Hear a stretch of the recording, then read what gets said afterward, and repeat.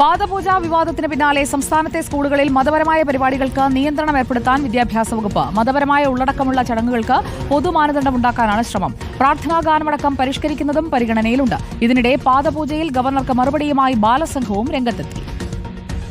സമീപകാലത്ത് ഉയർന്നു വന്ന വിവാദങ്ങളുടെ പശ്ചാത്തലത്തിലാണ് പൊതുവിദ്യാഭ്യാസ വകുപ്പിന്റെ ഇടപെടൽ.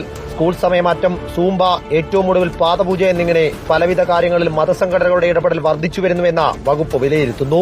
ഈ പശ്ചാത്തലത്തിൽ സമഗ്ര പരിഷ്കരണത്തിനൊരുങ്ങുകയാണ് വിദ്യാഭ്യാസ വകുപ്പ്. ഏതെങ്കിലും മതസ്ഥർക്ക് താൽപര്യമുള്ളതോ ഇല്ലാത്തതോ ആയ ചടങ്ങുകൾ സ്കൂളുകളിൽ ഉൾപ്പെടുത്തുന്നത് ശരിയല്ല എന്നാണ് വിലയിരുത്തൽ. എല്ലാ മതവിഭാഗത്തിൽപ്പെട്ട കുട്ടികൾക്കും പറ്റുന്ന തരത്തിലുള്ള മാറ്റമാണ് പരിഗണിക്കുന്നത്. ആദ്യഘട്ടത്തിൽ പ്രാർത്ഥനാഗാനം പരിഷ്കരിക്കാൻ ആലോചനയുണ്ട്. വിശദമായ പഠനത്തിന് ശേഷമാകും അന്തിമ തീരുമാനം. പാദപൂജയെ ന്യായീകരിച്ച ഗവർണർക്കെതിരെ ഇതിനോടകം തന്നെ ഇടതു സംഘടനകൾ രംഗത്ത് വന്നിട്ടുണ്ട്.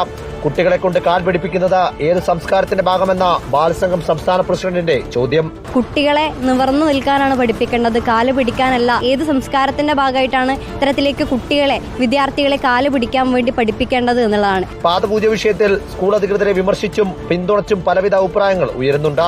അതിനാൽ തന്നെ വിദ്യാഭ്യാസ വകുപ്പിന്റെ തുടർ നടപടി നിർണായകമാകും. ഗോപാൽ ശീലാസനൽ, റിപ്പോർട്ടർ, തിരുവനന്തപുരം.